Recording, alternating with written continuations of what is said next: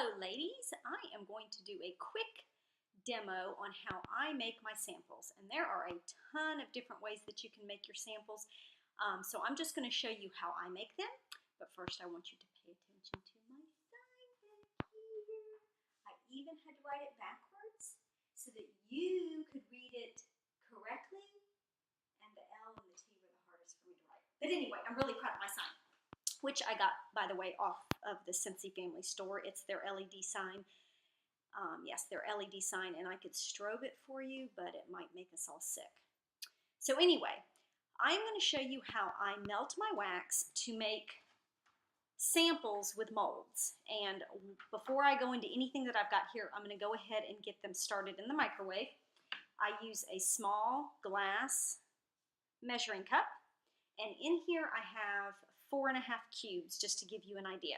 So I'm going to put it in the microwave, and I'm going to start it out for probably about a minute, and then we'll take it from there.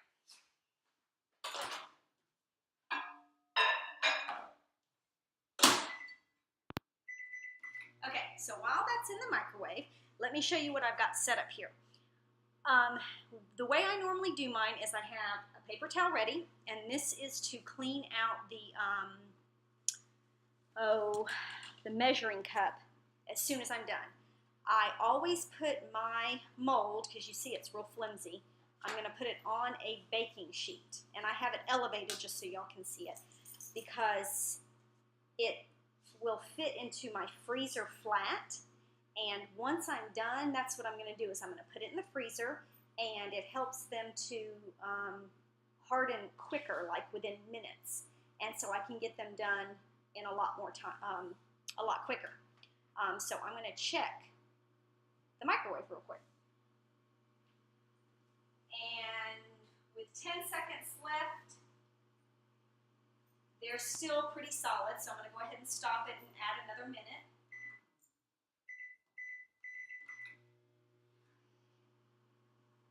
Now normally what I do is once I see that the wax is starting to melt, I'm going to pull it out, and I also have my hot pad ready, because if you're using a glass container, it will get hot. I'm going to pull it out and you can stir it. I have used a spoon for stirring in the past, but the wax is going to stick to it and make it harder to clean off. So you might use a spatula, or you can just swish it around, which is what I do. I know Erica mentioned that she uses a plastic measuring cup, and you can use plastic also. I suggest that if you are going to use something plastic, to only use it for your wax and don't use it for anything else, such as cooking or anything else, just because we don't know what might be leaking into the pores of the plastic. So it is starting to melt after 2 minutes. And I'm going to stop it, and I'm going to swish it around some. So this is what it looks like. This is 4 cubes. I don't know if you can see, this is what it looks like after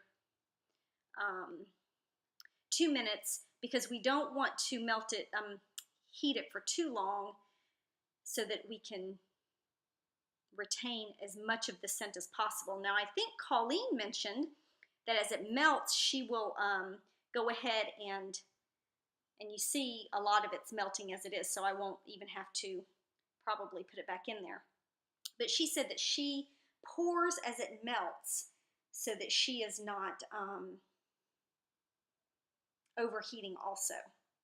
Which, by the way, I went to Michael's today and I looked at the the Wilton chocolate melting pot, and it's really neat. It's much bigger than I thought, and it is $34.99 if you don't have a coupon. So since this is what I'm used to using, I stuck with that, and you'll see it melted it completely. So then what I do is I'm going to pour it into my mold, and I think you can see me. You can make them as thick as you want. These Scentsy molds are really deep. I prefer to use the bar mold and not the star, because it's easier to get them out. And I don't even fill them up halfway. I try to only fill them up maybe a fourth or a third of the way, just enough to cover the bottom. And then that way you are optimizing how many samples you're getting. And so I did 4 cubes, and already I have 6 little samples, and most of those, unfortunately, I filled up almost halfway instead of a fourth of the way, because I guess I'm kind of heavy-handed here. But once I'm done, what I'm going to do is I will take the entire cookie sheet and I will take them out into my